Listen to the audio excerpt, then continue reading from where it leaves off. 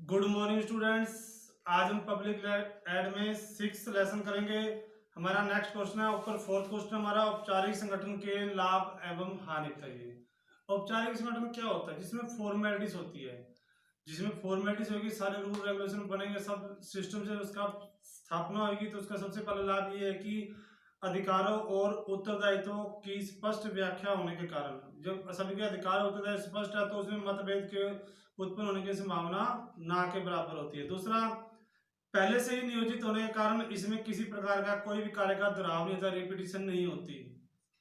तीसरा, औपचारिक संगठन होता है उसमें उद्देश्यों को प्राप्त करने का मार्ग बड़ा ही सरल होता है।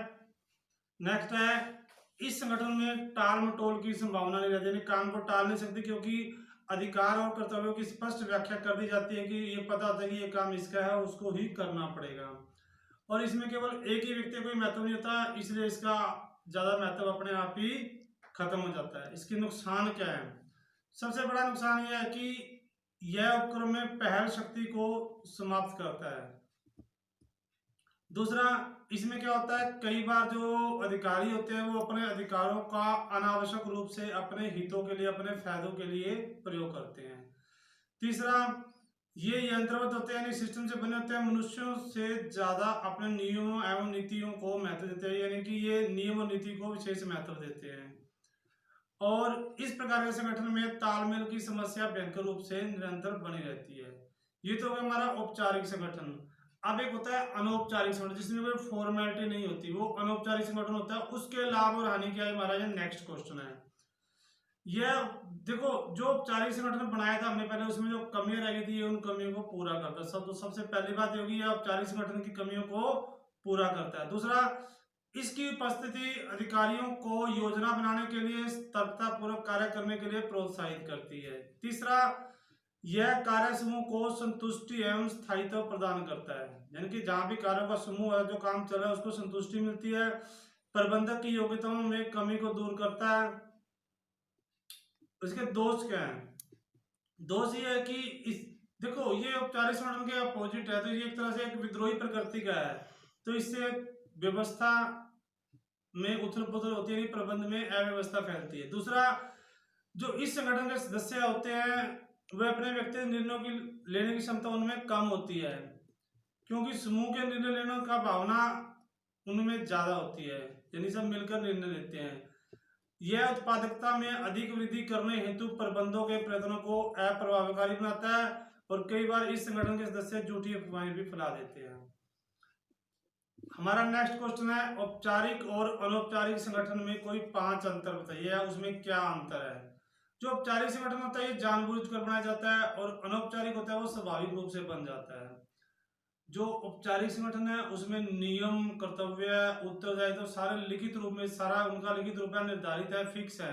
इसमें कुछ नियम और परंपराएं अलिखित होती है, वो होती नहीं, लेकिन उनका पालन होता है।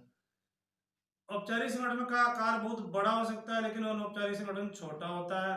औपचारिक संगठन होता है वो ज्यादा टाइम तक स्थायी होता है, जबकि अनौपचारिक संगठन वो कम समय तक स्थायी रहता है। फिर है कार्य या प्रयोजन पर आधारित संगठन के गुण और अवगुण, यानी कि लाभ और हानियां बताना है। यानी कि हम कोई काम को लेकर कोई संगठन बनाते हैं, कोई उद्देश्य लेकर कोई संगठन बनाते हैं, तो उसके लाभ और हानियां बताना है। तो इस संगठन के लाभ सबसे पहले ये है कि इस प्रकार के संगठन में एक ही तरह के काम करने वाले व्यक्ति होती है।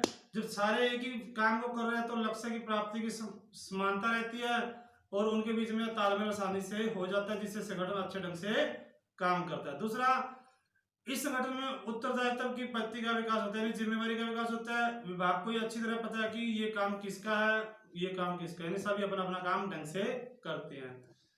तीसरा है, ऐसे संगठन में कर्मचारी को एक काम बार बार करना पड़ता है। अब एक काम को बार बार करेंगे तो क्या होगा, हमें सीखने को मिलेगा, हमारे ज्ञान में वृद्धि होगी, एक विशेषता विकसित होती है। ऐसे संगठन का लाभ ये भी होता है कि इसमें जो कार्य होता है वो पर्याप्त, स्पष्ट और सुनिश्चित होता है। इसकी हानियां क्या है? इस प्रकार के संगठन में श्रम विभाजन और कार्य का विशेषीकरण के विरुद्ध होते हैं, इनकी श्रम विभाजन नहीं होता, और इसमें कार्य को विशेष बंदा करे ये भी नहीं होता। इस संगठन में कार्य का दोहरापन समाप्त हो जाता है। जैसे रक्षा विभाग भी अस्पताल बनवाता है, चिकित्सा विभाग भी अस्पताल बनवाता है। ऐसे संगठन में जो साम्राज्यवादी प्रवृत्तियां होती है उनके बढ़ने की संभावना रहती है। एक प्रकार के जितने भी कार्य हैं उन सब पर नियंत्रण एक ही विभाग का रहता है। ऐसी स्थिति में हर विभाग की कोशिश ये होती है कि वो एक दूसरे को आगे बढ़ाने का प्रयत्न करते हैं और अपना अस्तित्व स्थापित करने के लिए सभी कोशिश में लगे रहते हैं। आज आपने इन 4 प्रश्नों को लर्न करना